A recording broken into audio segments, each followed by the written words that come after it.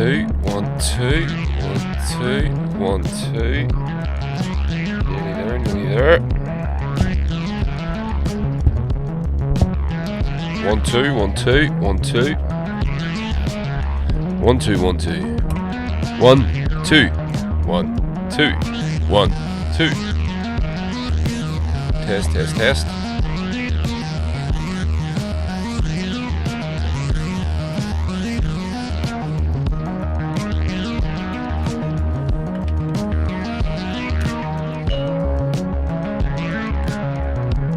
Okay.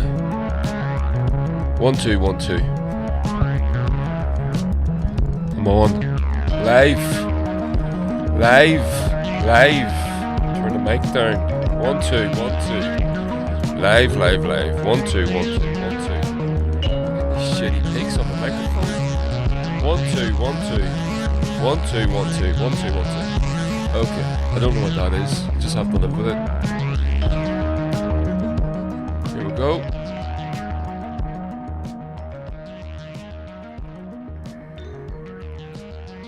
Okay. Hey everybody. Hope you can hear me. I've got a new computer going at the minute, so it's good. Really liking it. But yeah, I'm going to get some fucking technicals. You know it, don't you? I just fucking know it for sure. So I'm just going to have to just mull through, I suppose, like a big brave boy. Welcome to the podcast. Welcome to Politics, Culture, and Some Other Shit. The live stream on this Saturday night. I know it's a bit of a rare one on a Saturday night now. A massive delay. Yeah, okay. It's alright. I've got a big audio delay in my earphones. My cans here, so that's okay. That's fine. So how are you? I hope you're all well. Welcome to the live stream. Those of you that are going to join me, I know it's Saturday night. You probably got a life and some other things to do, and you would be well advised to do them. But for those of you that are going to be here, thanks very much for joining me. And if there's no one, that's cool too, because this ends up, as you know, a podcast. It'll be going out in the podcast during the week. And yeah, so it's all good. It's been a good week. What have I got going on? Tomorrow we've got I'm going to do a video tomorrow. So I wrote a song for Sarah O'Neill, the artist, for her latest creation and her latest collection of clothing, and it's really nice. Actually, do you know what? I'm going to play it for you, a little bit of it anyway. This is kind of a world exclusive. Yeah, let's do it. I'm gonna put it in. The song's called The Dreamer Blues. Let me just see if I can find it here for you. Bear with me.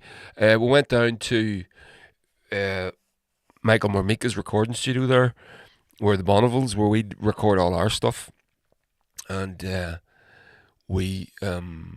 it was me and Laura Cure on fiddle, and Joseph Toman. Oh, I think I've been telling you about this over the past few weeks, and we recorded this song, and then Mike sent me the files, and then I mixed it and all here in my studio. Fuck me, where is it? What have I done with it? Oh, got it. As I said, I've got this new computer, and I'm not just completely right up to date with everything just yet. I'm still moving stuff about. Let me put it on the background here for you. Hopefully you'll be able to hear it and enjoy it. Yeah. So we're going to do a video for this. There it is. I'll turn it down a bit. So it's a nice, sweet, cute thing. And yeah, so we're going to do the video for it tomorrow. So unfortunately, I am featuring in it. I was really hoping that I wouldn't, but Sarah asked, and it's more of about a showcase for her clothing collection rather than me, such as it is. But I'm becoming more of a central part of it. So yeah, You can hear it there. I'll skip it forward a wee bit for you so you can hear more. Dream of things that could have been. Break into the sun. So there you go. It's nice, isn't it? She's got thimbles full of. Kick it up to the big bit. There's a big bit. Oh, and that's my daughter, Summer, on bass. Which I'm very proud of that.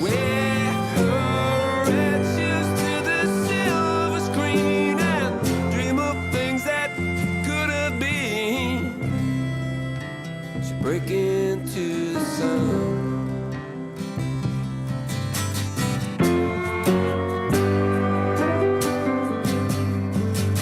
So there we go. What do you think of that? It's pretty cool, isn't it? Yeah. So tomorrow we're doing a video for it. Well, I'm not doing a video for it. Others are doing the video. I am just sort of hanging about. I'm being filmed, playing, I guess, and I'm going to have a lot of fun. So we're going to be in Belfast tomorrow, and after the video, then we're going to go out for a few pints, something to eat. Hoping George's Market is still, because we're going down in the morning, so hopefully the market's still on by the time we're done. But we'll see. Either way, it's all good. So that's that. So, to the podcast. Let's do this. What are we talking about tonight? So tonight we're going to be talking about the main thing we're going to be talking about is Liz Truss an idiot? The answer may surprise you, or will it, as Jimmy Dore says. Yeah, she's a fucking idiot. We know she is, and I've got the proof. I have been downloading videos and articles and bits and pieces all day for you, so this is going to be, it's funny. She is such a fucking halfwit, man. She's a foreign secretary, and that's a fucking problem. Also going to be talking about the American military. Actually going to start with that, the American military budget. I wanted to get into a bit into the Paul Mason thing, because it's still fucking going on. I think he's a fucking spy. I'll be honest, I think he's been a MI5 plant his entire career. And the Northern Ireland Protocol. I got a good article from David McWilliams. So let's get into it. Here we go. Let me just get this article up and we'll do it.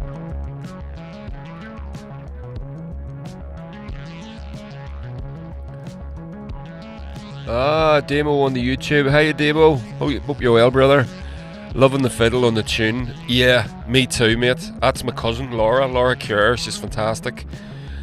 She's just moved back up here from Dingle. She was living down in Dingle for years, and she's just moved back to Lurgan. And she actually just lives across the road from me, which is fantastic. So Laura doesn't know it yet, but she's in my new band. And yeah, we did. So Joseph played piano. Joseph Toman, who is my wife's cousin as well. And then my daughter Summer played bass. And all that sort of, it was class. It was fucking great. I really love the song. Everybody seems to like it. It's sort of inspired the video. You know, it wasn't the original plan. So we're going to be doing that tomorrow. But anyway, to the show, for want of a better word. The US has increased its military budget again, which is rather staggering, don't you find? Saying that it was already sitting at it was already sitting at 700. Well, I'll get into it here. So here's the article. This is from CNN. President Joe Biden's proposed fiscal year 23 Pentagon budget includes $813 billion in spending for national defense, a 4% increase of $31 billion from the spending package signed into law earlier this month. So they've already passed a bill for 780 odd billion, and less than a month later they're already proposing next year's increase. Biden's administration defense budget remains focused on China as the primary strategic challenge, with an emphasis on strengthening European security in light of the in light of the proposed invasion, Russia's in light of the threat posed by Russia's invasion of Ukraine.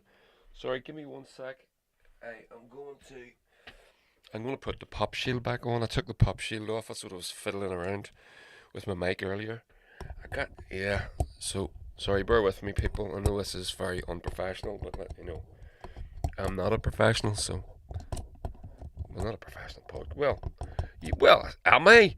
You pay me through Patreon, so maybe I am a professional. Maybe I need to be a lot better than this. Maybe this is a terrible thing that I'm doing. So I'm just going to put the pop shield back on because I could hear lots of pops and plosives. And 1 2 1 2. There we go. Back in the room. Okay. So if you look across the board at their capability, their economy, China remains our most challenging strategic threat. That's what the strategy says. That's what the budget says. A senior defense official told reporters ahead of the budget release. The Biden administration's proposal includes $773 billion in funding specifically for the Pentagon in the coming year. Congress, which will ultimately set spending levels for the federal government, is likely to boost that figure higher. Wow. Just as it did the fiscal year 2020 spending package, and while the 23 budget proposal was crafted before Russia invaded Ukraine last month, the Biden administration's defense budget recognizes the acute threat posed by Russia. Right, so yeah, I'm not going to read any more of that article. I'm going to skip ahead on to a different article. Where are we? Here we go. I had something I wanted to... I'll do it after this. It's fucking hilarious. Something made me laugh so hard today that I nearly fell off the toilet. So I'm going to play it. I'm going to show you it. I didn't. Yeah, so basically what we're saying is the USA, the next 10 countries in the world combined, and I think that's even gone out. I think that's even more now, have a greater, what they call defense budget. It's obviously not used for much for defense. It's used very much for offense. A greater budget than the next 10 countries combined. Now, that's a staggering sum of money. That's almost $1 trillion. So I'll just type this in for you. Give me a second. Countries' defense budgets. Let me see what comes up. Right, so here we go. So the countries which military spending, you can call it defense budget, you can call it what it is, but it's just funneling money to the military industrial complex. So the United States is by far and away the biggest with 778 billion. China 252 billion. That's an estimate, I guess, because China doesn't fucking tell anybody. India 79, Russia 61 billion, United Kingdom 59 billion, Saudi Arabia, Germany, France, Japan, South Korea. So the US budget is obviously enormous by comparison to the next 10 or 12, 13 countries. And it's going to get even bigger.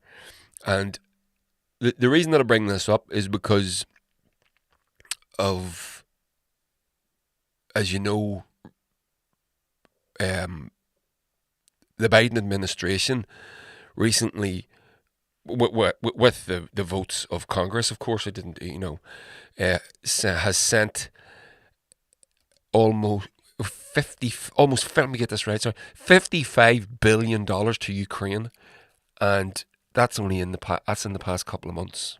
Now, if that sort of spending continues, how much is that going to increase? It's staggering.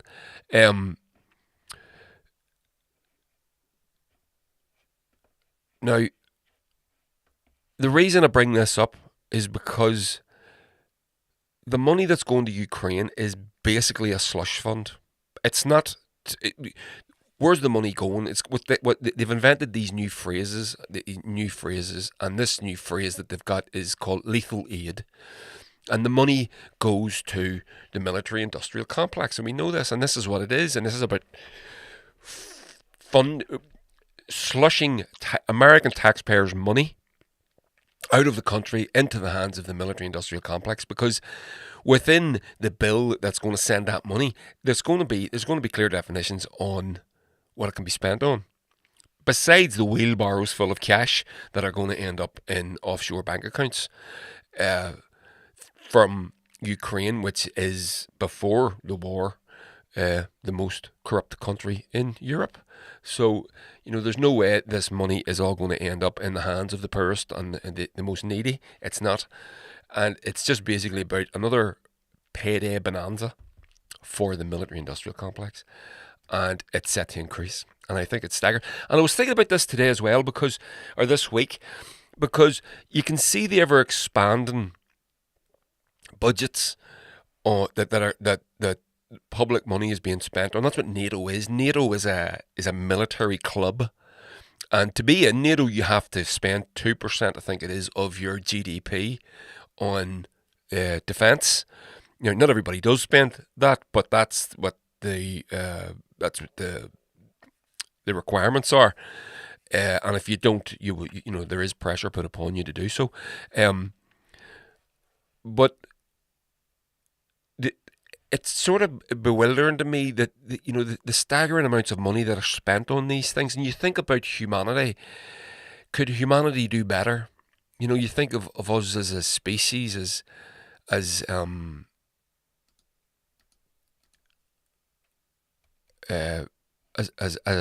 society. Could we spend that money on something else? And of course the answer is yes. We know we could spend it on so many other things, but we don't. We choose to spend it on these things that only bring death and destruction and sorrow and misery and pain, except for the few who use their genius to invent ever more effective and efficient ways of massacring your fellow man. So, it is very sad. But then I was thinking about it too, about the budgets and about how they're going up. And then I'm thinking about, well, are we going? Does this mean that we're just going to? Because if you have guns and bullets and bombs and rockets and planes of war and ships of war and things like that, you're going to use these things. It's become kind of apparent to me recently that the people that are in charge just aren't as fucking bright as you would maybe give them credit for. And that's kind of what tonight's podcast is about. Tonight's live stream is about, it's sort of looking at a very, very, very senior British politician and realising that, they're not sending us their best. And so if we do end up in a nuclear Armageddon or in another massive land war in Europe that hopefully won't spread beyond the borders of Ukraine, but say we do, it's going to be by accident. It's not by design. These people are fucking halfwits. It's become apparent to me.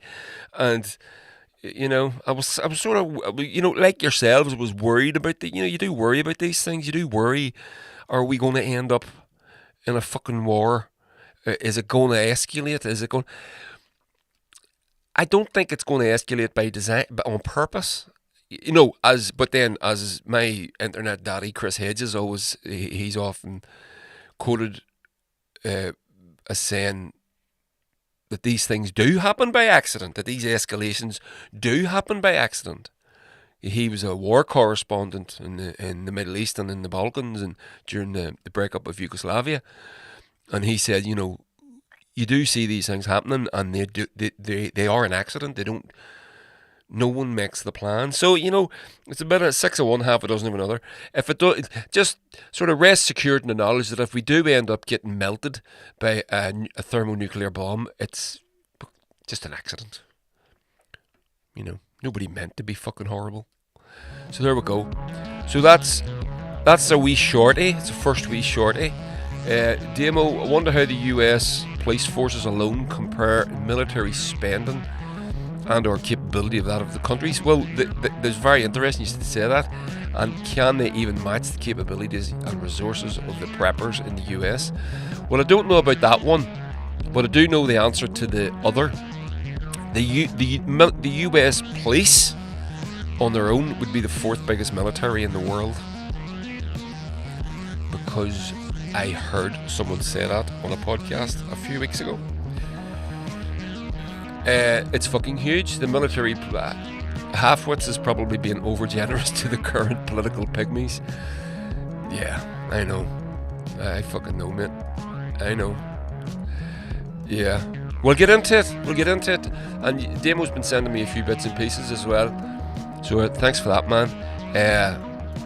So before, I wanted to start with this, and I fucking forgot. I'm glad I wrote it down. Otherwise, I would have got to the... I want to leave it... No, I'm going to do it now, because, you know what, I could end up going really fucking long.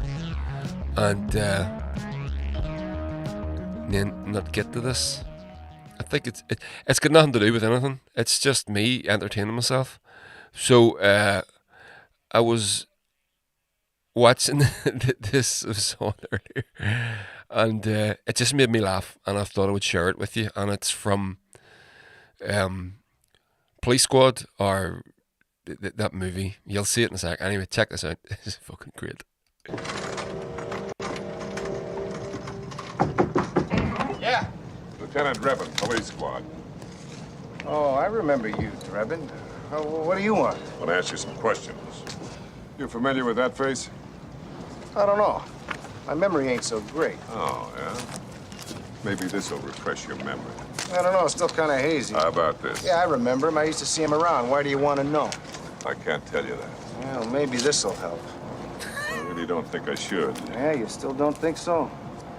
All right, his name is Nordberg. He's a cop. He was no cop. He was dealing H. What? I'm telling you, he was dirty. Oh, you sniveling scum. I ought to run you in right now. All right. He worked at Ludwig Shipping. He tried to push something on one of my boys. I swear it. So what are you going to do about it, copper? Well, why should I tell you? Maybe this'll help. Still don't think I should tell you. Can you spot me at 20? How about now? All right, I'm going down to Ludwig's office. I'll find out if you're telling the truth. Oh my god! Is that not the funniest thing? I laughed my fucking whole off at that today. So those of you that are listening to this and not joining me on the live stream, I'm not even going to describe it, but it's from Police Squad, and he's trying to shake some information out of the criminal type, and the two of them are just bribing each other with the same $40 backwards and forwards.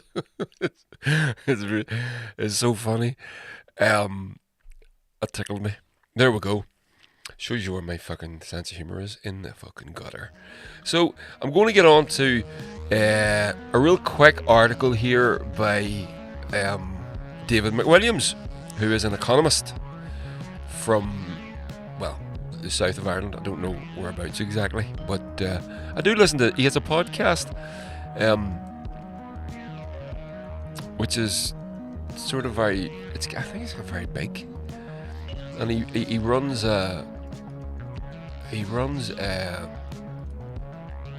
like a book festival thing with the Irish Times, in conjunction with the Irish Times and all that, and it's very big now.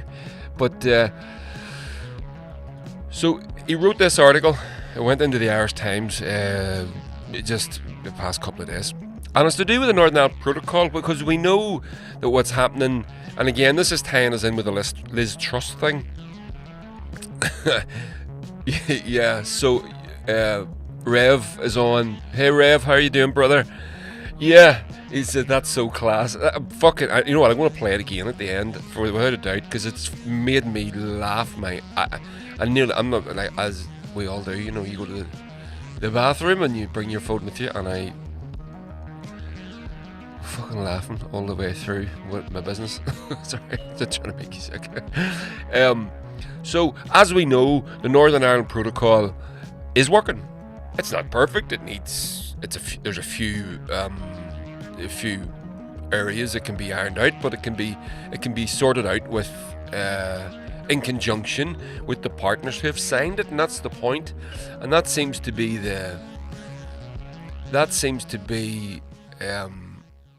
where the hardcore Brexiteers where they seem to struggle. They don't want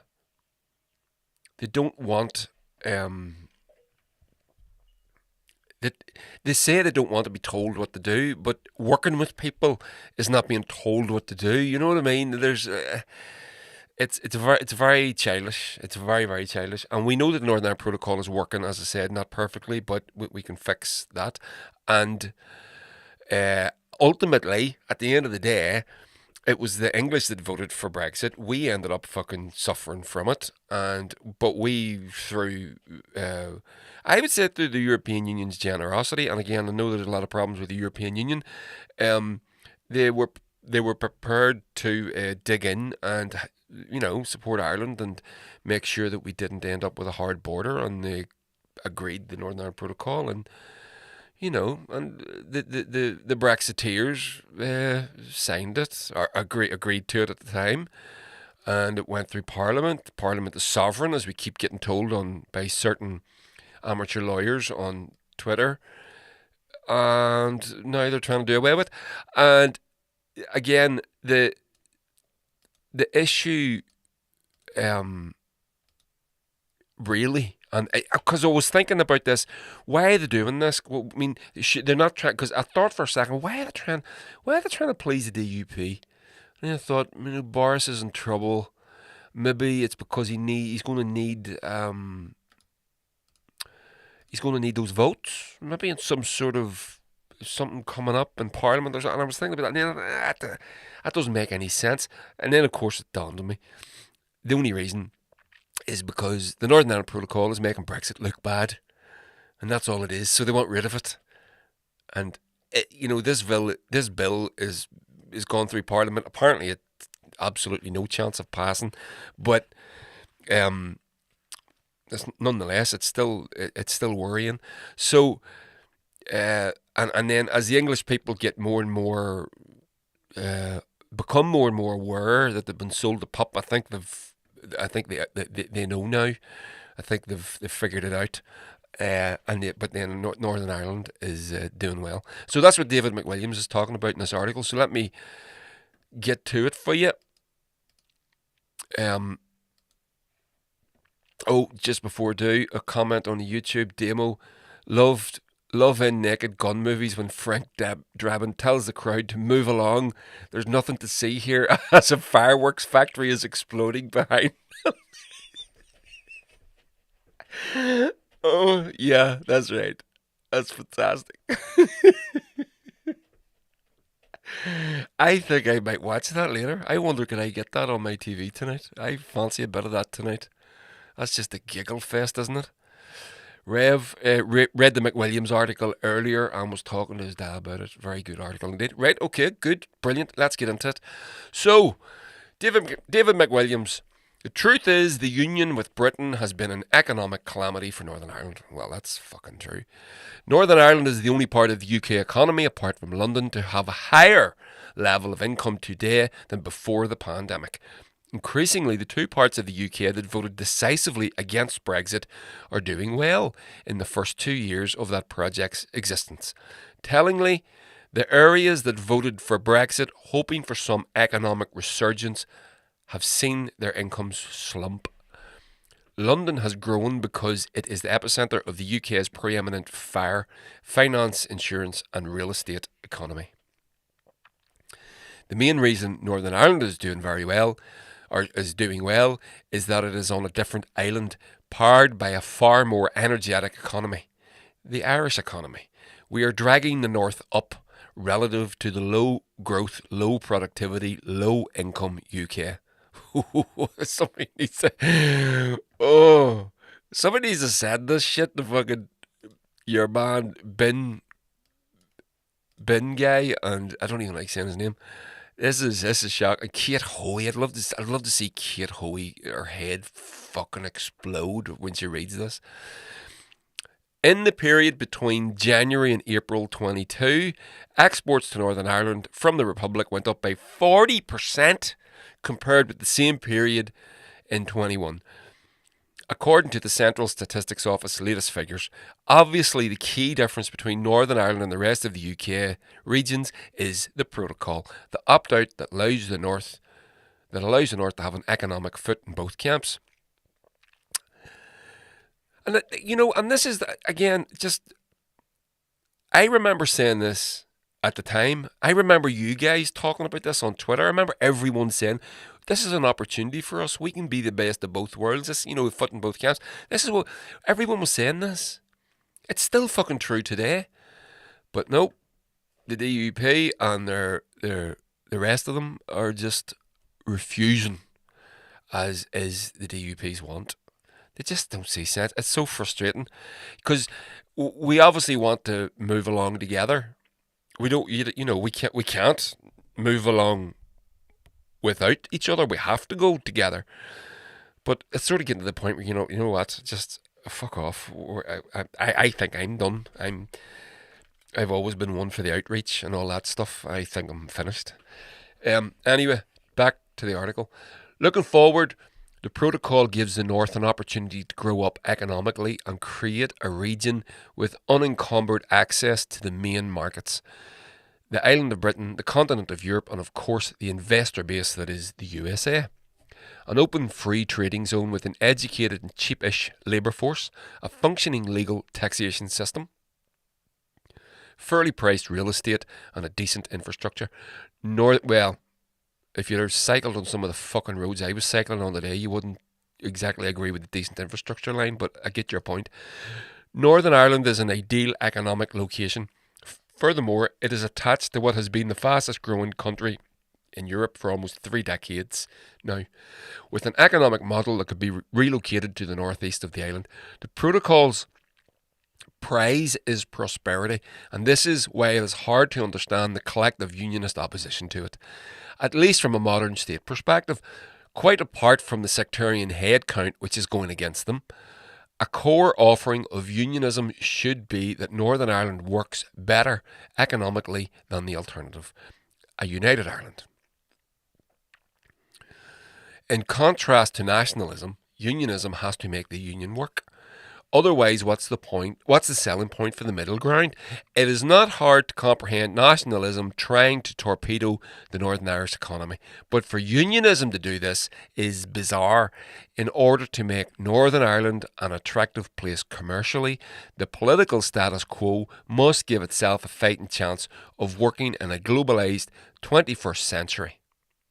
The protocol does that. And isn't that the fucking point? Isn't that exactly the point? All the people that you would think, as McWilliams points out, if Sinn Féin was working towards torpedoing the Northern Irish economy, you would understand it, but it's quite the opposite. And unionism can sell how successful the union is and how successful Northern Ireland is within it to suit itself and to secure the North within the UK. But it is literally doing exactly the opposite. And has been for quite a while. And it's fucking stunning to me. As I'm sure it is to you. It really, make the North work within the UK. Then, if there's going to be a border poll, then you're going into that with the success of the country as you prefer to see it in your pocket, and first and foremost on the poster. You can imagine making Northern Ireland work and then Sinn Féin calling for a border poll, getting it within 6 years, and Northern Ireland's one of the most successful economies in Europe. Who's going to vote against that? Well, the middle within the middle ground. Who's going to vote against that? Because those people will go where their interests lie. I'm a nationalist. I'm going to vote to unite Ireland no matter what. But there's not enough of people like me to make that stick. So it's the middle ground that have. It's always the middle ground that have the whip hand with this.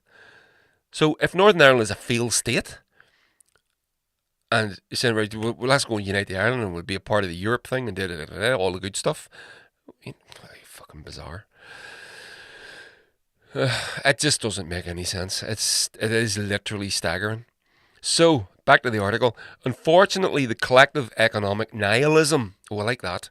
Unfortunately, the collective economic nihilism of unionism since the foundation of Northern Ireland is a repetitive strain in unionist thinking. Isn't that the truth? And the extraordinary thing is when the northern state was set up, unionism held all the commercial cards. A quick look at the economic history of the island bears this out. Demo on the, just go to the YouTube here. Demo says, Boris Johnson's pet nodding dog Attorney General Suella Braverman tried to claim the Tories need to unilaterally disapply the protocol because the Northern Ireland economy is getting hammered despite all the evidence. I've seen that. But you did get pulled, didn't you? Unionism is doing nothing to sell the benefits of the North from the Rev. Rev Duffer on YouTube. No suggestion as to how to make Northern Ireland work. I am also starting to heavily lean to forging on with UI plans and leaving unionism behind. Yeah, unionism is like the French plantation scene from Apocalypse Now. The empire is over and they simply cannot see it. Absolutely. Couldn't agree more, Rev. And that's the whole, and isn't that exactly the point? But within the fallen, the audible and visual collapse of what once was the empire lies the security of the North, the Northern Ireland state for unionism lies within the protocol. Surely it's the only safe and secure way they've got forward. But we're talking about the DUP here, right? So strategy has never been their fucking strong suit. And I think it's because they're politically naive, because they're spoiled. They're spoiled. And again, David McWilliams is about to hit it in this article here. So, get back to it. Last line of the last paragraph. A quick look at the economic history of this island bears this out. Take, for example, immigration, which has always been a good indicator of economic frailty. Between 1841 and 1951, the population of what would become the Republic's 26 counties fell by 55%. Compared to just 17% in the 6 counties of Northern Ireland. Understanding how advanced the North East's economy used to be, if we go back to 1907, 2/3 of the industrial output of the entire island of Ireland came from the 6 counties. 2/3 that would go on to become Northern Ireland, with actively largely centred on Belfast.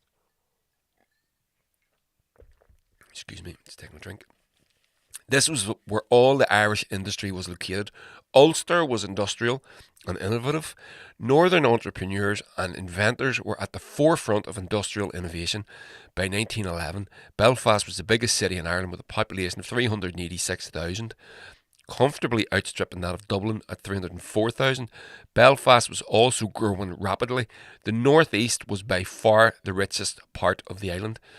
According to the 1911 All-Ireland Census, Protestants in Ireland counted for 26% of the total population, yet occupational returns suggest that they made up an outsized 40% of the industrial workforce. In 1926, manufacturing accounted for just 7% of employment in the Republic, compared with 29% in Northern Ireland. For most other small European countries at the time, manufacturing employment stood at about 25%, reinforcing just how backward and poor the Republic would have seemed to Northerners. As a result of this, a myth evolved that the North was always, at least until very recently, economically more advanced than the South. Equally, it has regularly been argued that staying within the UK is the right thing to do for their back pocket. Possibly because of the UK's ongoing subvention to the northern economy. However, ongoing subventions hinder an economy from standing on its own 2 feet, and thus, over time, it will become completely dependent on handouts, as Northern Ireland is today. If it were asked to pay for itself today, With a budget deficit of 27% of GDP, Northern Ireland wouldn't last a day. From a great start 100 years ago, unionism has blown it. The truth is, the union has been an economic calamity for Northern Ireland. All the people have suffered, Catholic and Protestant, Unionist and Nationalist. Today, the formerly backward South, despite our many failings, operates in the completely different economic sphere to the North. The Republic's economy is today roughly 6 times larger than the North's, generated by a workforce that is only 2.5 times bigger. The median income per head in the Republic is €43,915 versus €33,550 across the border. That's 30% higher, and the gap is widening. The future of Northern Ireland is a bit like a custody battle, where neither side, Ireland nor Britain, is particularly sure they want the child. That's true. But both know the child can't survive financially or emotionally on its own. The protocol at least gives Northern Ireland a chance to reinvent its economic vision away from handouts towards something like a normal 21st century economy. At the moment, unionism appears like a coalition of the left behinds, nostalgic for some Edwardian era, fetishizing long defunct industries, snarling at the modern world, seeing problems rather than opportunities, and all the while its more ambitious children emigrate. And that's sad. Sad.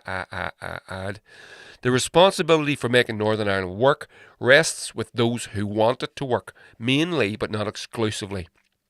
This is the unionist community and their politicians. The protocol offers a blueprint to turn the region into a free trading entrepot. I don't know what that word is. ENTREPOT. And it looks like a wee hyphen. We fada over the O, but it's not ours. We've noted here before that the DUP is a party that surely never misses an opportunity to miss an opportunity. Surely they can see that themselves. Yeah, there we go.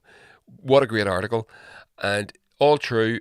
And just on that last point, I was rather disappointed with the election. I was hoping that the unionist electorate would punish the DUP more heavily than they did, because it would have sent the message that needs to be sent. And although they're still a big party in this part of the world, the second biggest by a long way.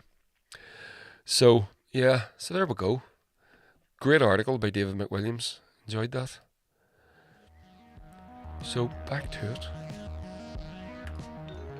Get to the YouTube here. A couple of messages from the boys.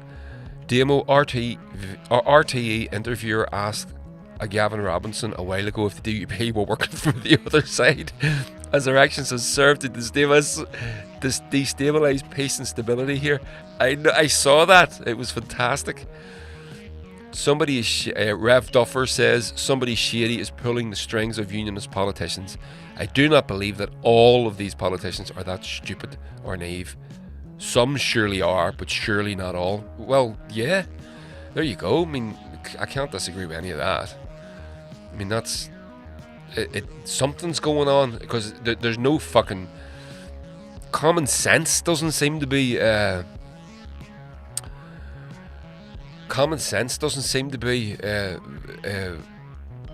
What's the word I'm looking for?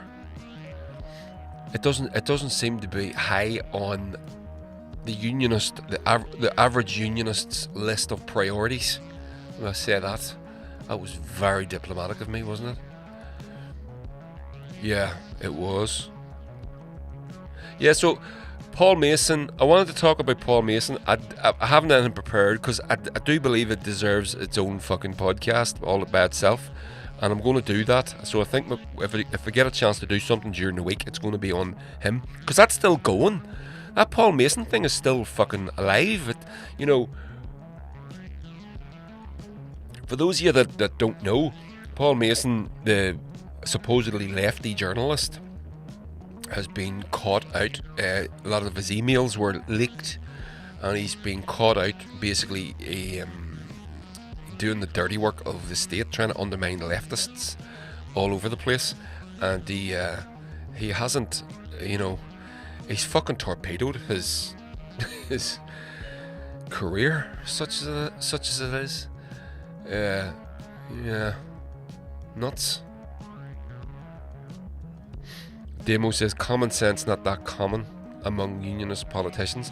Yeah, and don't you think as well? Maybe you'd agree with this that it you know, the political naivety and the political they're like a spoiled child, as is referred to in the article. It comes from having, you know, basically being given a country, you know, and the support of the big economy across the water and all that stuff, and they haven't had to be politically savvy. You know, let's face it, Sinn Féin run fucking rings around them, and not saying Sinn Féin are perfect either. We're far from it, but compared to, well, I would say Sinn Féin at the minute, compared to any political party on this island, are fucking playing in the Premier League, and the rest of them are all 4th division. But yeah. So let me. So right, okay. We're going to do this. Liz Truss, because I've got loads of stuff for you here. This is going to be funny. I'm going to enjoy this. We're going to have a bit of a laugh. So, done the USA budget, done the David McWilliams article. I'm going to play the bribing scene again. Is that okay? Yeah.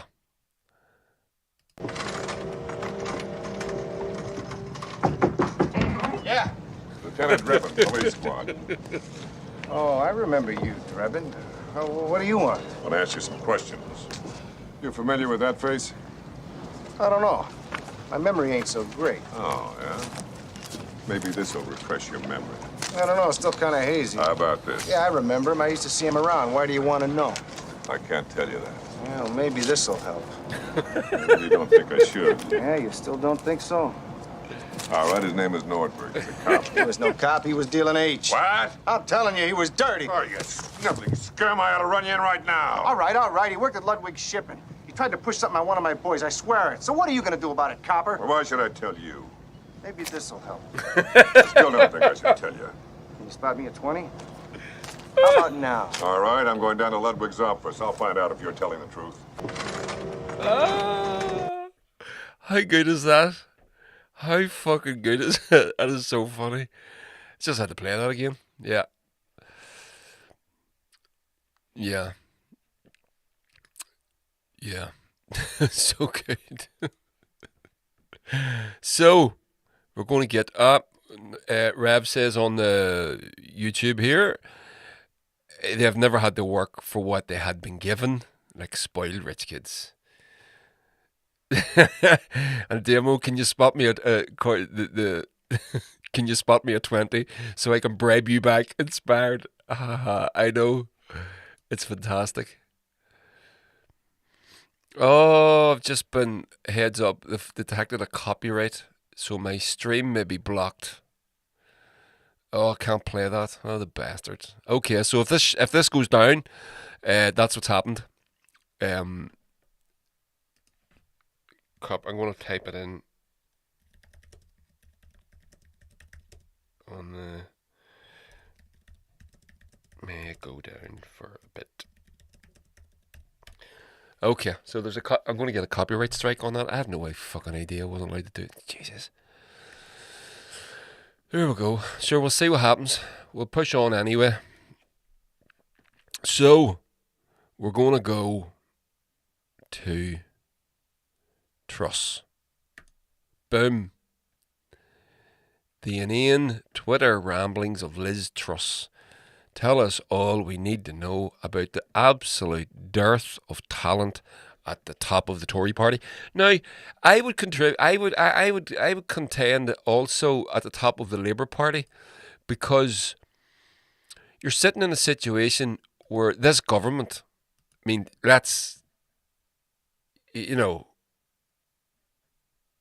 how bad do they need to be? And Keir Starmer's only 6 points ahead of them in some polls. That's insane. That is absolutely insane. It just doesn't.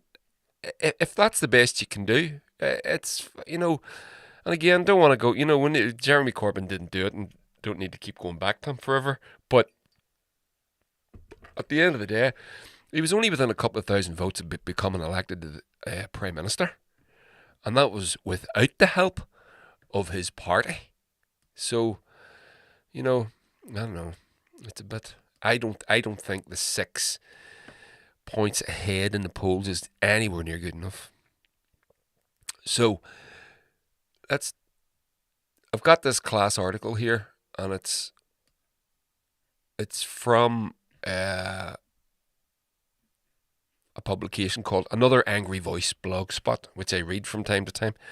It's the English thing, and it's class. So,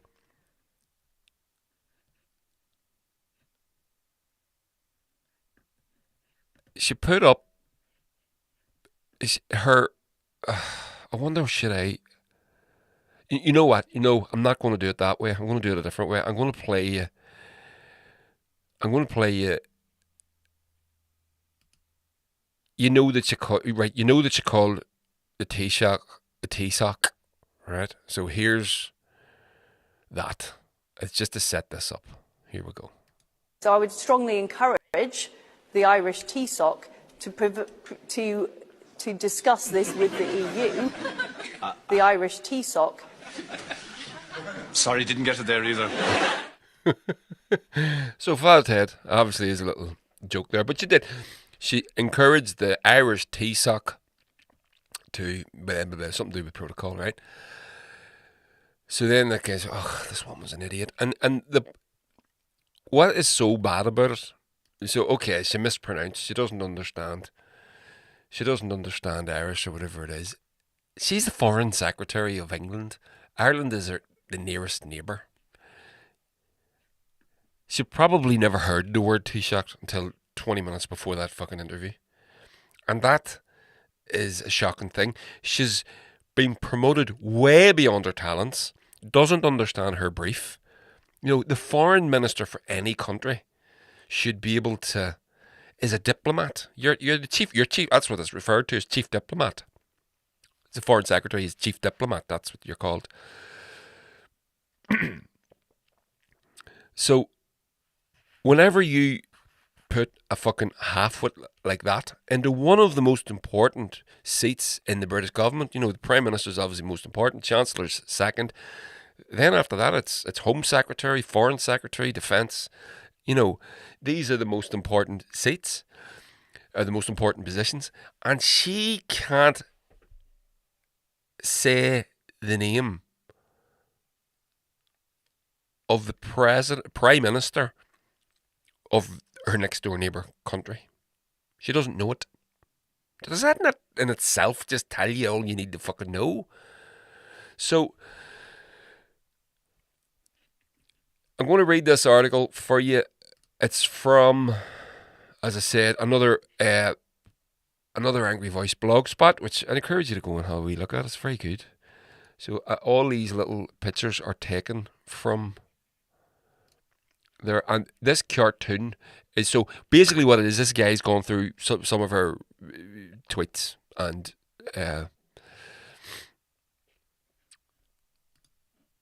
so she put up here, momentum. She's talking about momentum. This is obviously during the Jeremy Corbyn era. Momentum meet in buildings built by private companies, sip lattes made by private firms, tweet about how terrible private companies are on a social media platform run by a private company. Hashtag capitalist coffee. Hashtag neoliberal working. Hashtag policy exchange. Now, and someone has sort of pinned that with a little cartoon here, says, we should improve society somewhat. And then a poor person says that, and then a surf. It's a surf, and then someone's looking out of a whale for weirdly. Yet you participate in society, curious. I am very intelligent. So, just on that, I'm going to play you this video about. So, I'm going to read this first. Truss's subjuvenile and offensive Twitter timeline is an embarrassment that is entirely unbefitting of a government minister. But one tweet stands out above all for sheer idiocy, and it's a lazy rehash of the Mensch fallacy that posits that the people are somehow a hypocrite if they in any way criticise the capitalist system if they happen to live in a capitalist system. So the Mensch that he's talking about is Louise Mensch. So I have the video for you.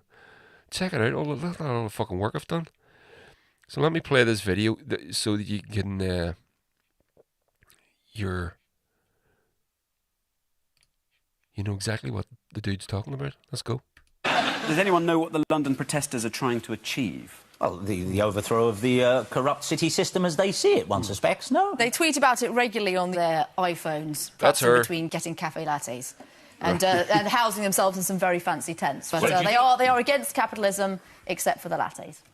So if they buy coffee, their opinions are worthless. I think if they prop up a corporate titan like Starbucks, they've got to ask themselves how much of capitalism they really don't like. I don't think you can negate them because they have a cup of coffee. It's like saying to a condemned man on the way to the gallows when he's blubbing, you ate your last meal. What's the matter with you? He said it was your last meal. You can't be against capitalism and then take everything that it provides and say this is terrific. Everything? Thank you, A but cup of I hate the coffee? system that you're providing. One cup of coffee and they can't... Can't they be about... Sorry, no. It's just so obvious. I can't be bothered. What are you going to say?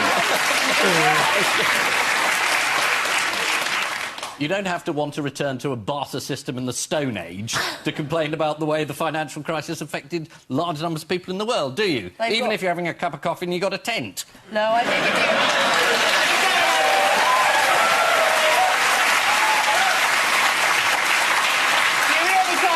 Get up there and say capitalism is crisis and then enjoy everything it brings and revel in it and relish it. You keep saying everything. They had a cup of coffee. That's not everything.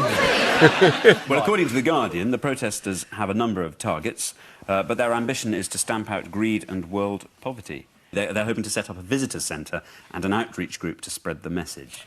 Right. Well, that sounds really effective. Much better to get some lobbyists in. What did Matthew Watkinson, an extra from Downton Abbey? If he's drunk coffee, I'm not interested. Not interested.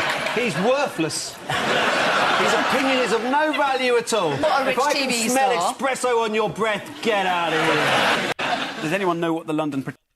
So there we go. That's the Mensch that's referred to in the article.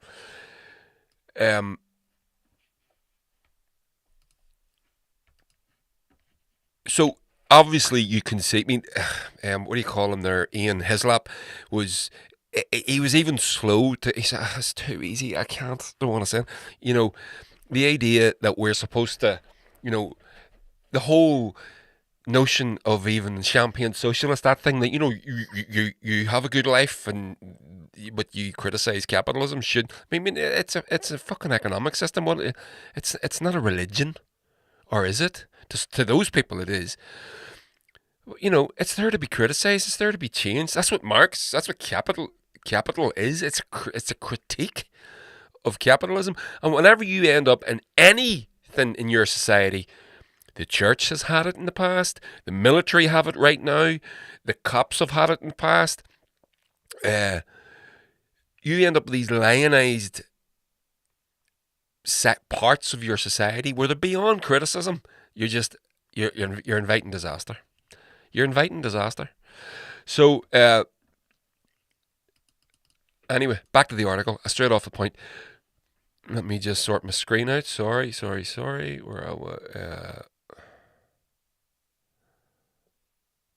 there and there. So apparently, according to Truss, it's somehow hypocritical for the centre-left Labour campaign group Momentum to use buildings, drink coffee, or use social media, presumably because they should only be allowed to meet in buildings made of twigs, drink river water, and communicate by shouting if they intend to oppose stuff like corporate tax dodging, the Carillion scandal, low wages, and ruinous Tory austerity dogma. The glaringly obvious counterpoint is to make the ridiculous argument that anyone who has ever benefited from social ownership or socialist policies like using the NHS, driving public roads, having a state education, claiming a pension, tax credits or child benefit, using any other aspect of the welfare system or taking advantage of workers' rights like the weekend, paid leave, sick pay, parental pay, protection from unfair dismissal or dangerous working conditions is precluded from ever criticising the excesses of Soviet Union under Stalin, hyperinflation in Venezuela, or the repression of human rights in China. I don't like whenever people say about the repression of human rights in China. What about the fucking human rights here? You don't need to go to China to find repressed human rights. But anyway, so it's like the Lord of the Manor telling the serf that they can't criticise feudalism because the rags they are wearing are part of the feudal economy.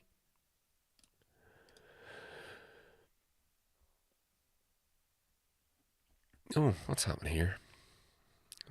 My page has just gone funny. No worries. It's okay. It's all good. Take Truss's January the 26th tweet celebrating the release. And there it is on the screen. Celebrating the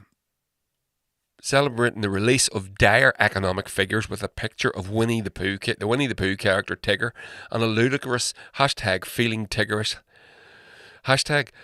As second in command at the Treasury, Truss clearly has no excuse. Oh, this was when she was in the Treasury. Okay. Has no excuse for not understanding that the annual growth rate of 1.8% is the lowest since 2012, and that a quarterly growth rate of just 0.5% makes for the 8th consecutive quarter below 2% annual growth. The worst run since the bankers trashed the economy in 2007-2008. She also has no excuse for not knowing that the UK economy is languishing with the second lowest growth rate in the entire developed world. So there's the tweet, and as the author alluded to, the new GDP stats show the UK economy grew 1.8%. Now, she's in the fucking Treasury, and she doesn't know that that's bad. She's in the Treasury at the time. She doesn't know that that's bad, and now she's the foreign secretary. She's the foreign secretary, and she doesn't know how to pronounce the title of the prime minister of her nearest neighbour, and a country outside of the UK with which the UK, England, and Great Britain has had the longest relationship. Not a good relationship on our part, but a relationship nonetheless. This woman's clearly an idiot. So to answer the question,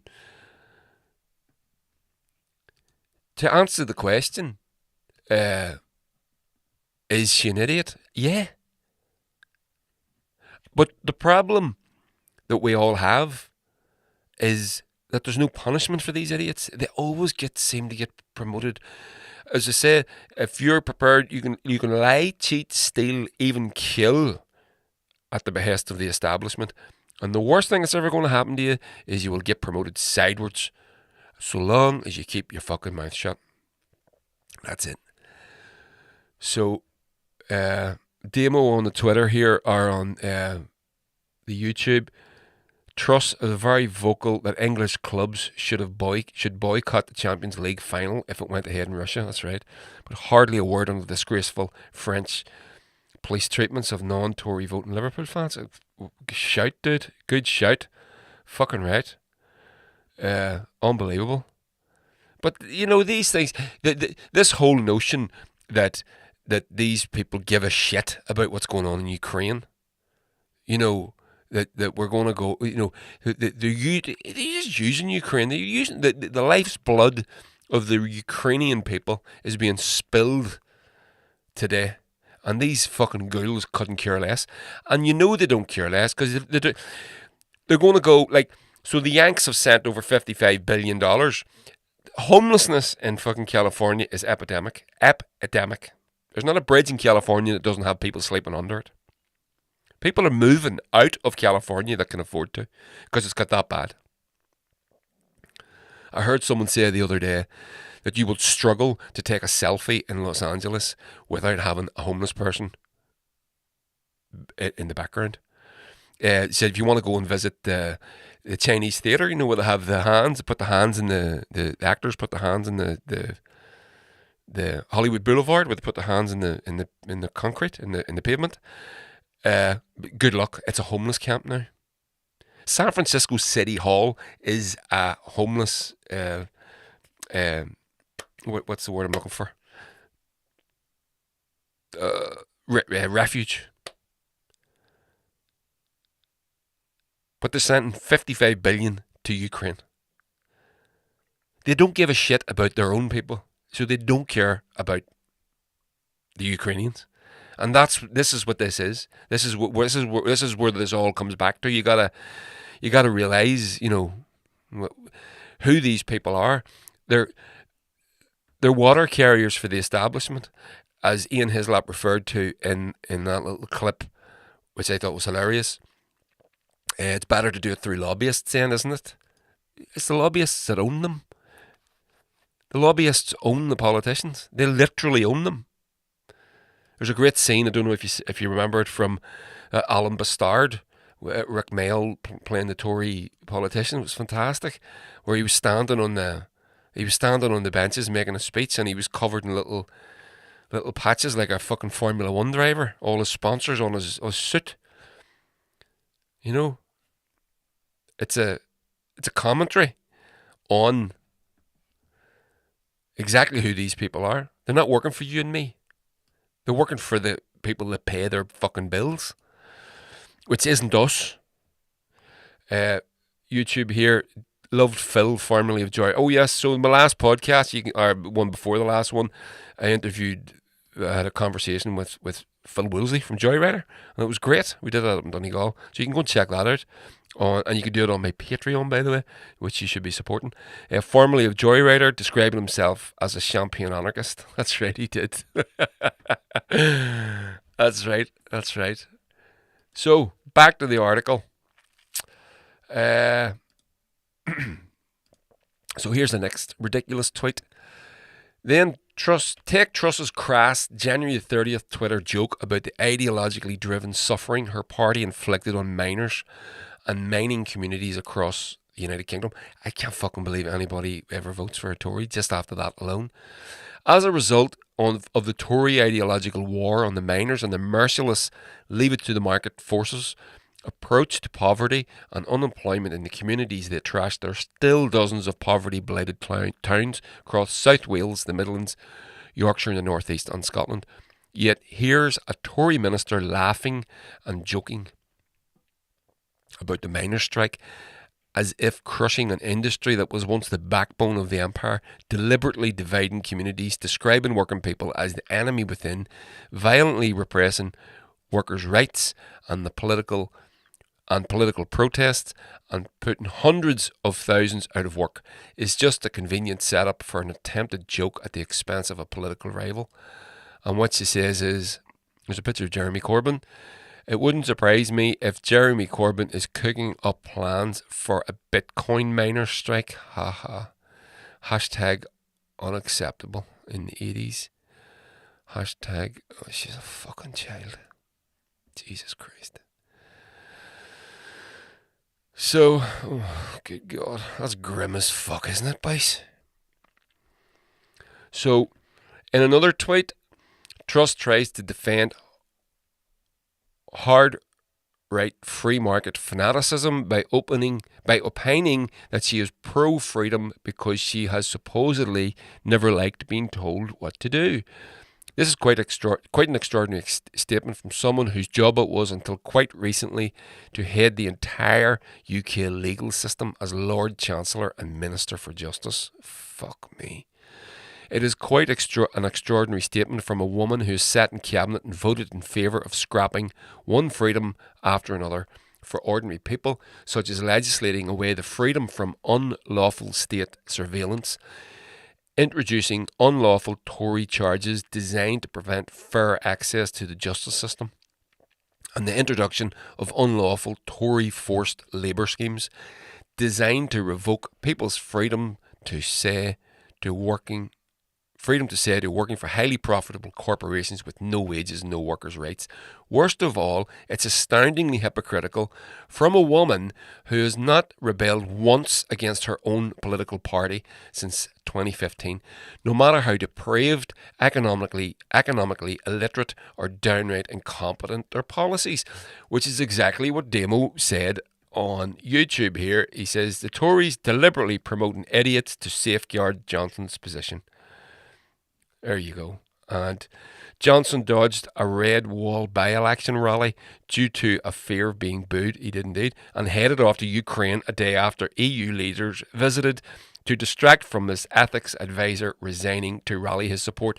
Well, I have a fucking article on that. Good shout, Demo.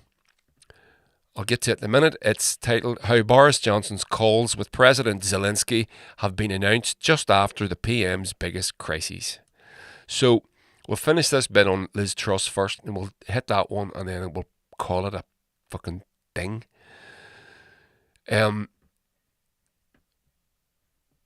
so that's it. So that's the Liz Truss article done. We're done. It's absolutely amazing that a woman of such fucking below averageness can be. So we've got a couple. This is a cracker. I played this a few weeks ago. I think Demo sent me this. Somebody sent me this, and it's Liz Truss making her speech at the Tory party conference, but it's been parodied. So it's as if her political advisor is in the next room telling her what to say. And so that's the other voice you can hear in the sketch. So check this out. It's funny as fuck. But when you see her and you can hear, you're going to hear this on a podcast, obviously, most of you, and she is a fucking idiot. This woman is an idiot. So here we go. Of our own food. They think it's fine to outsource it. They're wrong. They're wrong. They are wrong. They are wrong. We spoke about the gaps, Liz. Try to keep them shorter than the Yosemite Valley. We are growing wheat more competitively than the Canadian prairies. Choose the big moments to look directly into the camera, Liz, not when you've just rattled off some flimsy old chuff about wheat. And please close your gaps. It's so quiet out there. All I can hear is the dryness of your mouth. We import 2/3 of all of our apples. Do you hear that sound, Liz? That's the sound of a room full of Tories not caring about apples. We import 9/10 of all of our pears. And they care even less about sodding pears, Liz. No one even likes pears. We import 2/3 of our cheese. You're talking to people with offshore accounts and illegitimate children. They don't give a flying fig about cheese injustice. Oh my God, I think that actual building is cringing. You're going to have to break up the last sentence, like an angry parent, just to make them applaud. That is a disgrace. Right, I think you're going to have to end on some stronger points about agriculture. You can't just keep talking about apples. Apples that dropped on Isaac Newton's head, to the orchards of nursery rhymes. This fruit has always been part of Britain. You are the Minister for Environment, Food and Rural Affairs. Stop spaffing on about British apples like a racist greengrocer. In December, I'll be in Beijing. Oh shit, not Beijing. Opening up new pork markets. Look at her face. Sorry, Liz, you're done. You're dead. You're a meme. We're going to Plan B, everyone. Plan B. I am determined that our producers will have access to more markets and abroad, generating jobs and security for millions. They're off the stage. There we go. I thought that was very funny. And this is the last one about Liz Truss. So I got sent this on Twitter again. Was sent this today. I think fucking Demo sent me this again, or somebody sent me this. Irish comedian talking about Liz Truss and her Taoiseach comments. So check this out. Hello, all stocks. Listen, quick Irish lesson here for Liz Truss and members of the British government. So Liz, how's it going? You recently referred to the Irish Prime Minister as Taoiseach. Okay, that's wrong. It's Taoiseach. Taoiseach. Okay, and his name is Micheál Martin. Micheál. Micheál. Which is the Irish word for people underestimate me because I'm from Turner's Cross. And trust me, Liz, if you ever saw Turner's Cross, you'll understand where the phrase comes from. Another word worth knowing for yourself in the British government is Uachtaráin. Uachtaráin. That's the Irish word for president. Because you see, Liz, we actually elect a head of state over here rather than just using the eldest child from a family of inbred Germans. But look, different strokes. Sure, we all go different ways. Now, the Irish word for deputy prime minister is Taoiseach. Taoiseach. And his name is Leo Varadkar. Check with your boss, Boris, actually, because Boris did a deal with Leo on the border in the Irish Sea recently. Signed a contract and everything, but seems to have forgotten about it completely. But look, it could happen to him. Look, Boris probably, went back to Downing Street, went to a going away party, drank his head off and shagged an intern. We've all been there, Liz, there's no blame. But I will give you one final phrase to leave with, because I think you're going to be hearing a lot of this in the future. And that phrase is, Gol suas ort féin. Gol suas ort féin. And that's the Irish for, go fuck yourself. Good man.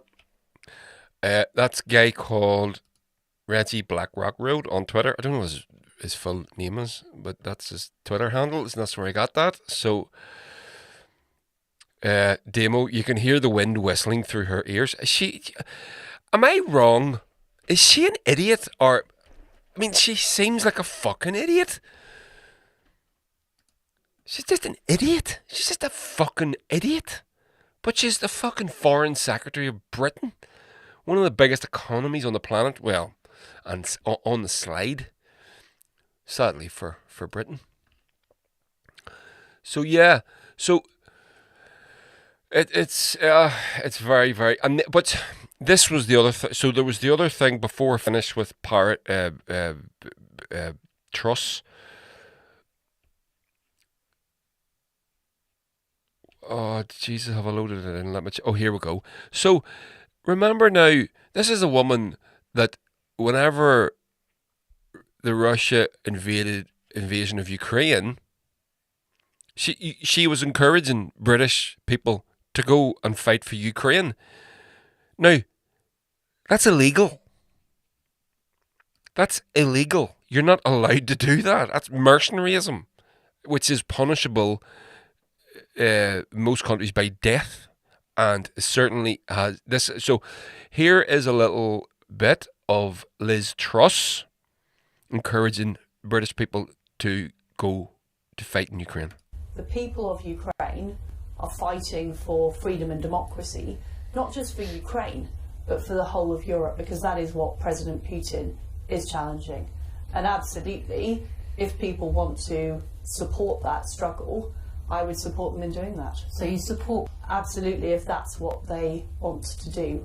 I do support that, and of course that is something that people can make their own decisions about. Well, what we're seeing that the Ukrainian forces are continuing to resist Russian advances. And last night, the G7 agreed that we would cut access for Russia to the SWIFT banking system, that we would target the Russian central bank, that we'll be putting more sanctions on oligarchs and companies. And you can see the reaction in the international markets. You can see the damage already to the Russian economy. But I fear, Trevor, that this will be a long haul.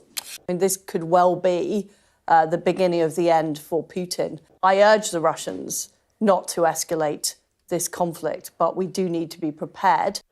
So there she goes, encouraging people to go and fight in brick law.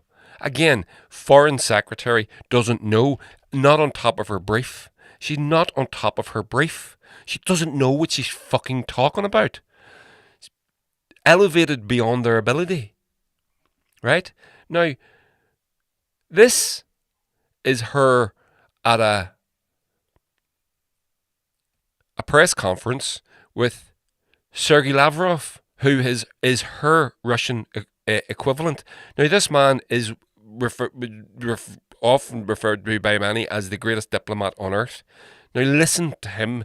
I'm going to have to read, because is subtitled. So I'll read it out for the listeners of this.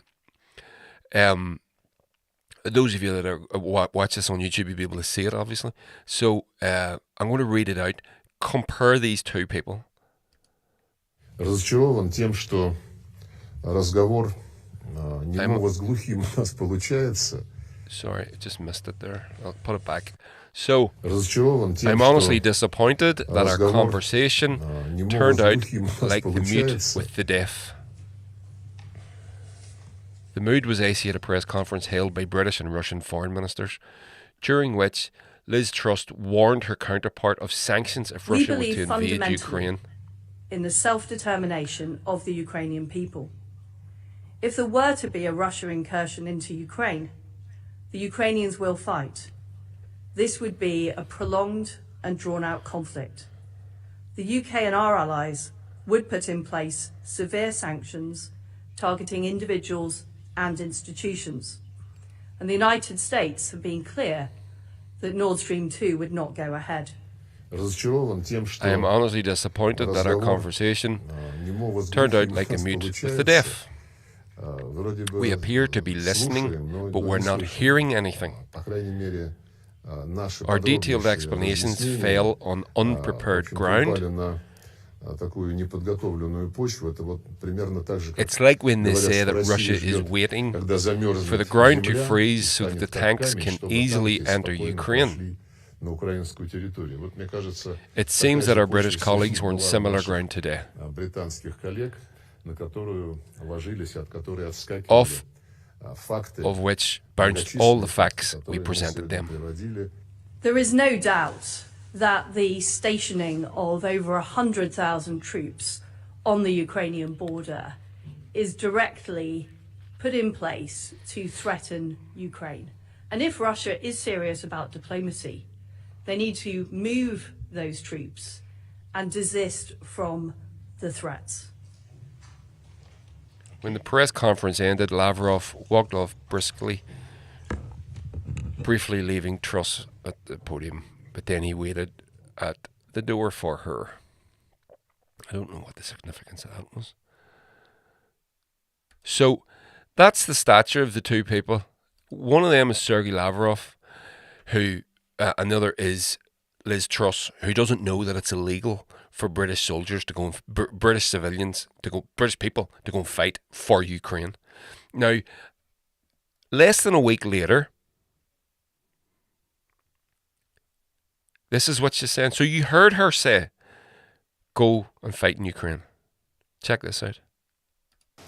You said a few days ago that you would absolutely support individual Britons going to Ukraine to take part in the fighting. Sorry, give me we a have sec. reports now of up to 4 British serving soldiers who are in Ukraine, possibly or on their way.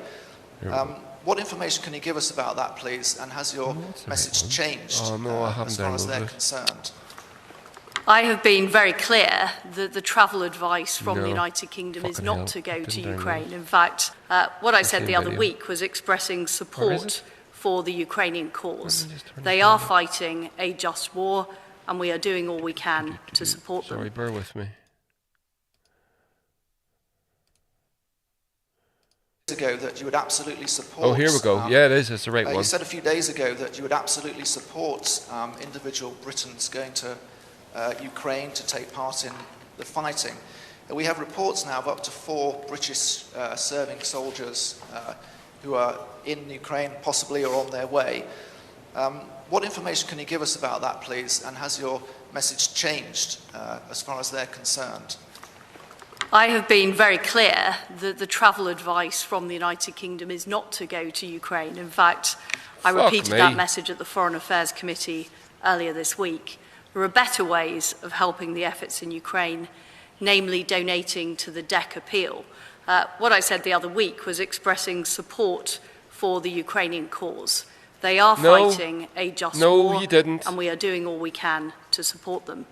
That wasn't what you said. You told British people that they should go and fight in Ukraine. And now we end up in this situation. This is from ODN News, which I don't know what that is. But basically, Two British fighters, once heroes of the Ukrainian resistance, now face execution for war crimes. Two British soldiers have been captured during the siege of Mariupol. Aidan Aslan and Sean Pinner are accused by the Kremlin of acting as mercenaries. The charge alone is enough to strip them of their rights under the Geneva Conventions. Mercenaries are not recognised as legitimate combatants. As a result, the pair are not guaranteed the same legal protections as captured serving personnel of the regular army. Pinner, a former soldier, was on the fourth day. I'm going to turn my thing off here. Fourth day of a tour of duty in Ukraine. Oh, man. I'll read that back.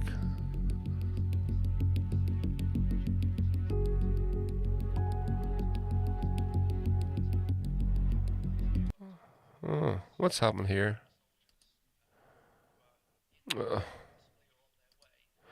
Sorry, bear with me. Why is that playing? As far as they're sorry, that little video for those soldiers was interrupted briefly. So I'm going to put it back. So, as a result, the pair are not guaranteed the same legal... Yeah. Pinner, a former soldier, was on his fourth tour of duty in Ukraine after serving in the British Army for 9 years. He lived there since 2008 with his Ukrainian wife. Well, that's different. He lives there. Former home care worker Aslan joined Ukraine's armed forces as a Marine 4 years ago and has a Ukrainian fiancée. The trial is taking place in the Donetsk People's Republic and one of the two breakaway Russian-backed entities in the Donbass region. Both men have reportedly entered guilty pleas, though this may not grant them leniency. They hasn't granted. They've been sentenced to death. Prosecutors said the combined charges against them enough to send them both to the gallows. And since that,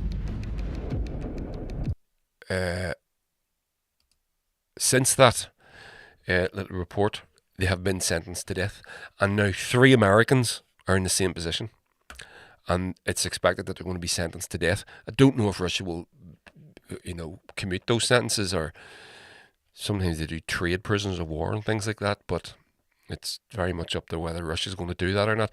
But this is the point I'm making, is this is the world that Liz Truss is encouraging her own citizens this is the way that she's encouraging them to behave, to go and fight in Ukraine. Now, whether you think of the rights, the wrongs, the morality of the whole situation, who's right, it's not about that. Whether Russia's good, Russia bad, Ukraine good, Ukraine, it's not about that. This is about Liz Truss being the Foreign Secretary of Britain and not knowing that that's illegal. You can't do that. She's not on her brief. She doesn't know how to pronounce the title of the Taoiseach of Ireland. Right, we're gonna call this soon. Actually, I think I'm going to do it now because this has been going on too long. Let me just see. There's a big list. So I have an article here from the I, and it's a big list of Boris Johnson using the Ukraine crisis to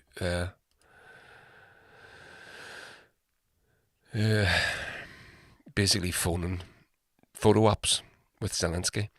19th of May, Scotland Yard announced it had concluded its investigation into Partygate. At 1:21 that day, it was revealed Mr. Johnson had held talks with President Zelensky. On the 5th of May, in the local elections, the Conservatives were expected to lose hundreds of seats and interest rates rose to their highest level for 13 years. A phone call was announced at 3:54. On the 30th of April, after days of claims about Tory sleaze, Conservative MP Neil Pearce resigned over watching porn in the Commons. 7:26, another call between Johnson and Zelensky. Reports broke about people attending bring your own booze Downing Street party. Phone call was announced at 5:30. So there's a massive list of these. There's like dozens of them. He must get on very well with Zelensky. So, yeah. It's fucking shocking stuff. So there we go. I'm going to call it. That's the end of the thing. Let me see, have I missed anything any wee funnies? Can't play the bribing scene. I was going to play out with that, but I can't because I've got a copyright strike. don't know if they just take the video down, take this down, or I think if you get 3 of those, you get fucking kicked off. So we'll see. There we go. Thanks to Damo and the Rev for joining me on the YouTube. The rest of you, this will be up on. This will be a podcast for you this week. Patreons will get it tonight. So if you want to support the podcast, head over to Patreon, and you get lots of exclusive early access. I kind of give everybody everything really, but you get early access, and yeah. There's a load of good stuff over there. There's a great interview with Aidan Hart. There's a great interview with Phil from Joyrider. A couple of political ones. There's one going up this week with Richie McGee, my mate and all around fucking awesome person. Good guy. And we're talking it's football thing. Our conversation is based around football. So yeah, so there we go. So thanks for joining me, and yeah, like, share, subscribe, politics, culture, and some other shit. Toodle pip.